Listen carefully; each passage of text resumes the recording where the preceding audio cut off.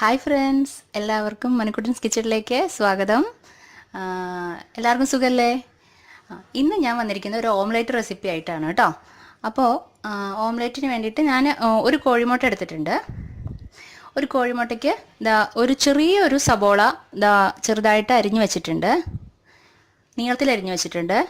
ഇത് ചെറിയൊരു ടൊമാറ്റോ, തക്കാളി ചെറുതായിട്ട് അരിഞ്ഞു വെച്ചിരിക്കുന്നതാണ്. ഇത് ഇഞ്ചി ചെറുതായിട്ട് അരിഞ്ഞു വെച്ചിരിക്കുന്നു, ചെറിയൊരു കഷ്ണം. സവോള, തക്കാളി, ഇഞ്ചി. പിന്നെ വേണ്ടത് ആവശ്യത്തിന് ഉപ്പ്.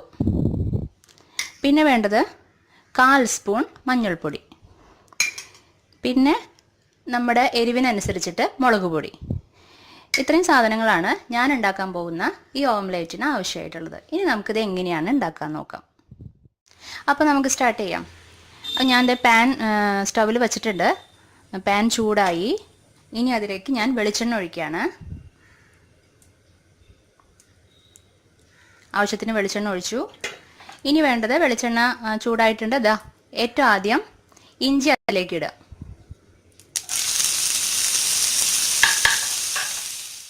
ഇഞ്ചി ഒരു ബ്രൗൺ കളർ ആവുമ്പോൾ നമ്മൾ അരിഞ്ഞു വെച്ചിരിക്കുന്ന, നീളത്തിൽ അരിഞ്ഞു വെച്ചിരിക്കുന്ന സബോള അതിലേക്ക് ഇടുക.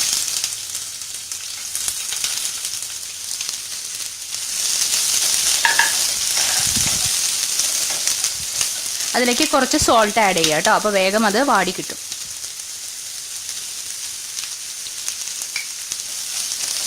ഇത് ബ്രൗൺ കളർ ആവുന്ന വരെ നന്നായിട്ട് ഇളക്കിക്കൊണ്ടിരിക്കുക. സവോള നന്നായിട്ട് വഴണ്ടി വന്നപ്പോൾ, നല്ല ബ്രൗൺ കളർ ആയപ്പോൾ ഞാൻ തക്കാളി കൂടെ ചേർത്തു.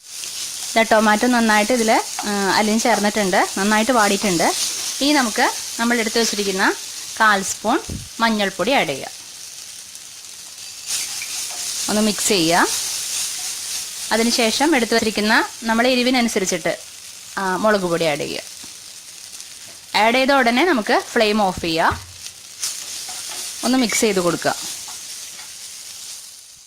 ഫ്ലെയിം ഓഫ് ചെയ്തു. ഇനി ഇത് നമുക്ക് വേറൊരു പാത്രത്തിലേക്ക് പകർത്താം. ഞാൻ വേറെ പാത്രത്തിലേക്ക് അത് പകർത്തി വെച്ചിട്ടുണ്ട്. ഇനി ഈ കോഴിമുട്ട നമുക്ക് ഇതിൽ കൂടെ പൊട്ടിച്ചൊഴിക്കാം.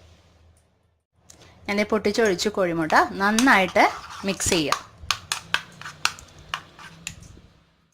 നന്നായിട്ട് മിക്സ് ചെയ്തതിന് ശേഷം സ്റ്റൗവിൽ ഞാൻ പാൻ വെച്ചിട്ടുണ്ട്. സെയിം പാൻ തന്നെയാണ്. അതിലേക്ക് പാൻ നന്നായി ചൂടായതിന് ശേഷം നമുക്ക് ഈ മിശ്രിതം ഇതിലേക്ക് ഒഴിക്കാം.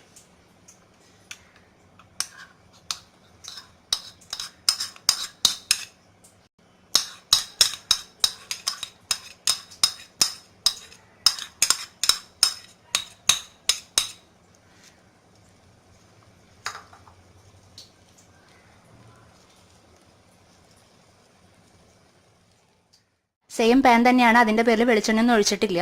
നിങ്ങൾ ചീനച്ചട്ടിയിലാണ് ഉണ്ടാക്കണമെന്നുണ്ടെങ്കിൽ വെളിച്ചെണ്ണ ഒഴിക്കാം, അല്ലെങ്കിൽ അവിടെ അടി പിടിക്കും. ഇതിപ്പോൾ അടി പിടിക്കില്ല. ഇപ്പോൾ ഞാൻ ഫ്ലെയിം സിമ്മിലാണ് ഇട്ടിരിക്കുന്നത്. ഇനി ഇതൊന്ന് അടച്ചു വയ്ക്കാം. നമുക്കിത് തുറന്ന് നോക്കാം. ആയിട്ടുണ്ട്.